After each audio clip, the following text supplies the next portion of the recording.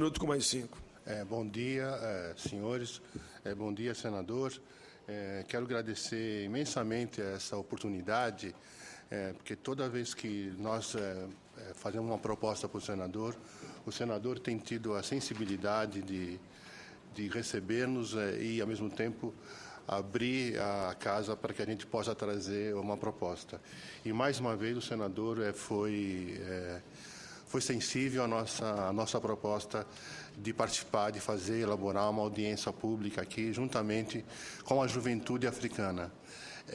Esta audiência pública, ela foi criada e constituída a partir de uma discussão que nós realizamos dentro da UNB, na Universidade de Brasília, no sentido de discutir um pouco mais a Lei 10.639, em que o senador, inclusive, foi uma das pessoas que batalhou para que essa lei pudesse ser criada.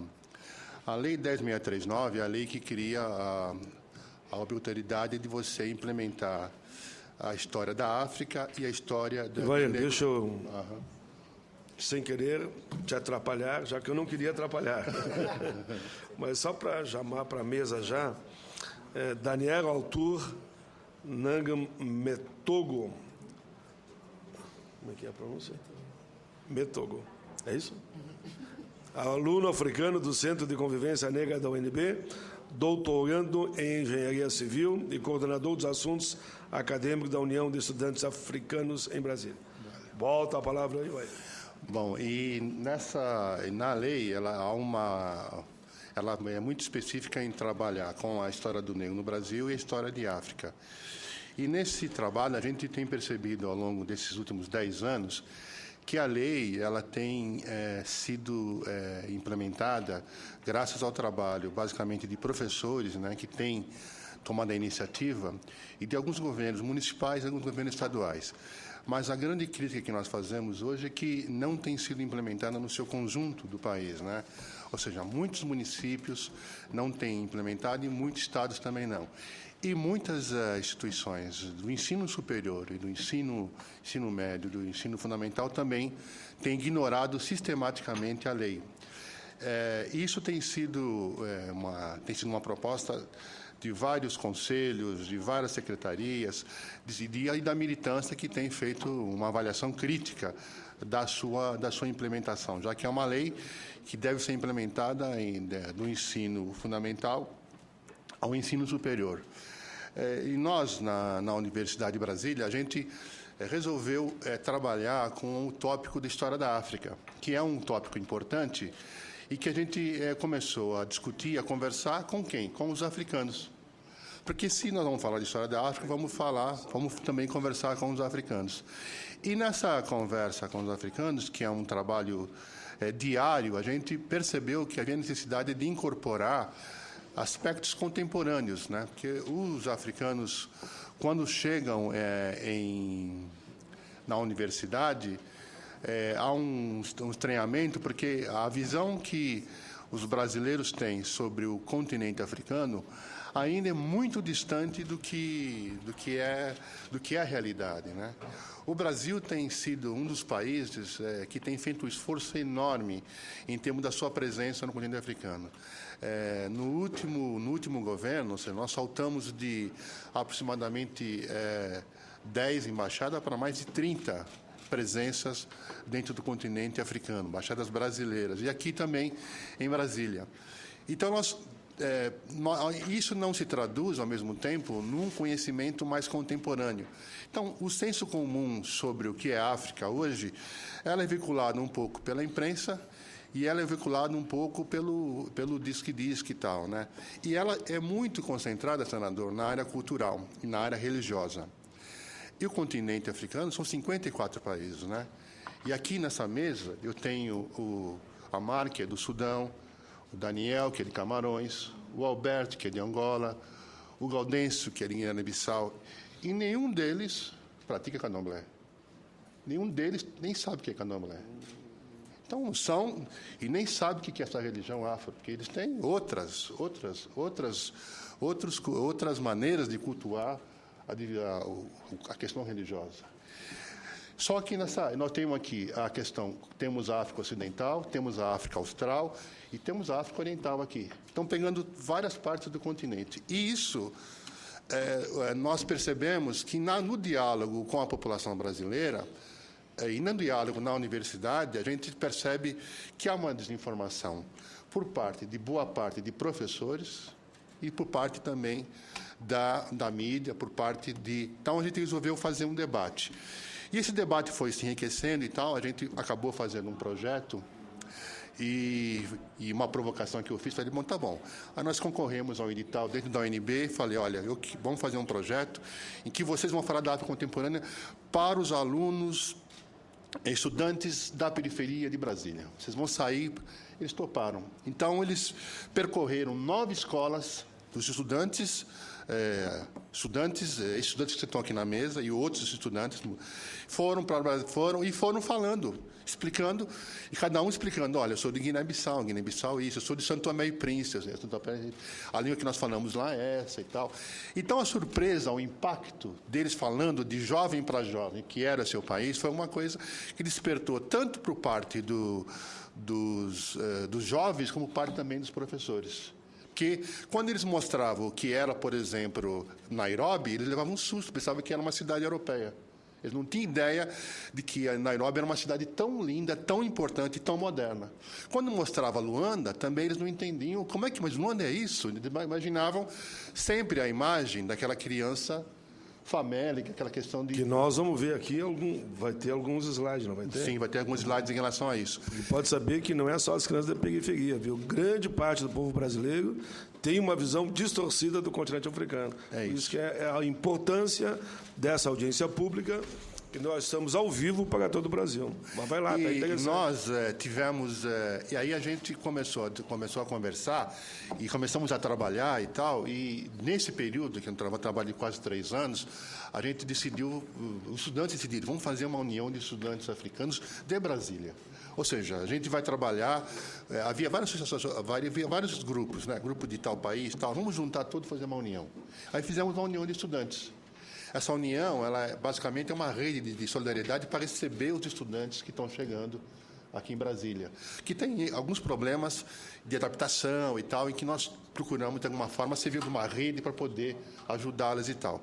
Mas, voltando à Lei 10.639, qual que era o nosso interesse? Nosso interesse era trazer a contribuição, com a contribuição que eu digo, ela é incalculável, por exemplo, eu ter uma conversa diária, por exemplo, com a Amar sobre o Sudão. Eu não vou aprender mais do que qualquer outra pessoa conversando com a Amar. A Amar me conta coisas sobre o Sudão que eu não consigo aprender só lendo pela internet. Eu não vou conseguir aprender tanto com a Elizabeth, com a Mirella, sobre os países dela, sobre São Tomé e Príncipe, sobre Cabo Verde, tanto quando eu converso com ela, quando elas começam a comentar sobre as coisas que estão acontecendo lá e tal. Então, essa ideia de aproximar os estudantes africanos, eles vêm para cá para aprender, para poder ganhar um diploma, para poder voltar para o seu país. Na verdade, eu estou aprendendo mais do que eles, porque essa convivência com esses estudantes, eu aprendo diariamente, professor senador. Diariamente, quando chega lá um estudante, chega um Martin, por exemplo, de Camarões, vem cá, Martin, vamos conversar sobre Camarões. Aí o Martin começa a me contar todas as questões contemporâneas, os desafios que estão sendo tomados em relação a isso. O Alberto, que é das Relações Internacionais, me conta as questões conjunturais. Então, ele me fala de uma África que eu, embora tenha morado em Angola e tal, mas é uma África de hoje. Essa África que nós queremos introduzir no debate da Lei 10.639. Então, essa audiência também uma provocação para os meus colegas professores das universidades, os NEABs, que tragam os estudantes africanos que estão nas suas universidades para discutir a Lei 10.639, para falar da África de hoje. Eles contem e contem a sua experiência, contem como são os seus países. O senhor tem mais 5 minutos. Porque essa experiência que eu estou vivendo, e que nesses últimos 3 anos é um trabalho diário. Nós temos uma página no Facebook que também eu aprendi que Facebook é uma ferramenta da juventude. Nós criamos uma página chamada Agenda Africana, que diariamente eu coloco assuntos, diariamente eu coloco 3, 4, 5 matérias sobre África contemporânea. E os professores que têm acessado, eles ficam impressionados com as imagens que eu coloco em termos, e falam, mas cadê os conflitos? Os conflitos existem. Mas se você me apontar um conflito nos últimos 10 anos na África Austral, não houve conflito na África Austral. E quando se fala em conflito, fala que a África inteira parece estar em guerra. E não houve conflito. Na África Oriental, também não houve. Talvez nesse momento aqui o conflito está mais aqui no Brasil. É só ver aí 3, 4 milhões de pessoas nas ruas. E aí, então é o seguinte, essa imagem. E eu me surpreendi, eu recebi um convite do embaixador da Etiópia. E nós, os estudantes, fomos conversar com ele sobre a Etiópia. E foi uma conversa que era um bate-papo e tal, que foi mais ou menos 2 horas, depois ele convidou a gente, foi mais 4, para entender o seguinte. A África hoje tem, se você procurar os 10 países do mundo que mais cresce, 7 são africanos. Se você vê qual que é a média de crescimento do PIB em África hoje, em média, é 5%. 5%. Você pega Angola, você pega Moçambique, você pega a Etiópia, é acima disso. É 7, 8, 10. Etiópia. Então, quando você fala Etiópia, se você entrar na internet, pega a Etiópia, o que nos assusta é que eu vou mostrar uma criança faminta e vou mostrar uma mãe. Mas você não vai encontrar uma foto, você vai encontrar dezenas de fotos. Aí, quando você mostra Addis Abeba, quando você mostra os investimentos, quando você mostra que a Etiópia, e nesses últimos anos, tirou 10 milhões de pessoas da fome, isso não aparece. Então, quando a nossa presidente da República esteve na Etiópia, ela foi lá participar dos 50 anos da comemoração da OA. E ela fez um discurso belíssimo, recuperou a imagem da Luísa Maim no seu discurso, e, ao mesmo tempo, ela fechou um negócio com a Etiópia. Sabe de quanto? De $1 bilhão. Então, esses fatos, vamos dizer assim, em termos de crescimento econômico que hoje a África apresenta, e há uma frase que se costuma dizer, né? Os elefantes africanos estão correndo mais que os tigres asiáticos. E as pessoas não acordaram para esse fato tão vivo e tal. Eu gostei dessa frase, repete ela aí. Os elefantes africanos estão correndo mais rápido que os tigres asiáticos. E aí o que acontece? Esse fato de crescimento é graças à juventude. Essa juventude que está aqui, que você está vendo aqui, é a que vai dirigir o continente nos próximos anos. Então, você precisa conversar com ela, dizer, para que ela mostre para as universidades o que é essa África nova. O aspecto cultural é importante, mas há uma resistência de entender que a cultura africana se restringe a uma religião, a comida. E a África não é isso. A África é isso e muito mais. Muito mais. Só para uma contribuição, o empresariado, inclusive o brasileiro, talvez não entendeu todo o potencial econômico e que, se as relações comerciais entre o Brasil e a África avançar, todos ganharão com isso. Até porque esse dado que você está dando aqui são dados que eu não tinha. Eu sou senador da República, calcule as pessoas que estão assistindo. Entre os 10 países do mundo, se você pegar os 7 que mais estão crescendo, 7 são do continente africano. Vou dar um dado para você. Sabe qual é o segundo maior continente que tem mais celular no mundo? Mais do que a Europa e a América do Norte junto? É o africano. O africano só perde em celular para os asiáticos. Então, esses dados apontam que há um crescimento fantástico acontecendo. E o seguinte... PIB acima de 5%. 5%, em média, em todos os países. O que acontece é o seguinte, há um fato que é impressionante. O Obama está hoje na África do Sul e amanhã ele está indo hoje para ir para a Tanzânia. Ele fez um tour. Ele começou no Senegal, passou pela África do Sul e vai para a Tanzânia. O discurso que ele fez na África do Sul, ontem, ele citou o seguinte, eu não estou preocupado com os países que estão mais presentes na África hoje. Que países que ele citou? Brasil, China, Turquia e Índia. Ele colocou o Brasil entre esses países. O Brasil é, de fato, um dos países que mais está presente no continente africano. Isso não há dúvida. E o presidente Obama, uma das pessoas mais poderosas do mundo, disse: o Brasil, Turquia, China e Índia são os 4 países que estão presentes de maneira presente no continente africano. Então, se nós, brasileiros, não aproveitarmos a riqueza que cada desses estudantes que nós recebemos aqui no Brasil, eles ficam aqui durante anos, a gente não conversar, trocar, aprender sobre o que é a África hoje, o que é a África, o que representa esse avanço, nós estamos desperdiçando essa experiência. Quem sabe no futuro próximo, um desses jovens aqui, homem ou mulher, pode ser um dirigente máximo do país. Estou certo ou errado? Estou certo? Então, quem sabe a gente possa essa aqui, e não estou falando nada que não seja com muita convicção. Essa pode ser uma audiência pública, onde nós estamos dialogando, como você reafirmou aqui, com jovens que provavelmente serão dirigentes no seu país a cargo de presidenta ou presidente da República. Então, é algo interessante em todo sentido. Todo sentido. Então, eu quero que os jovens passem a falar agora, porque se me deixar falando, eu me entusiasmo. Foi importante a tua introdução, foi importante. Eu fico entusiasmado, porque... o tempo é 10 minutos, já te dei 20.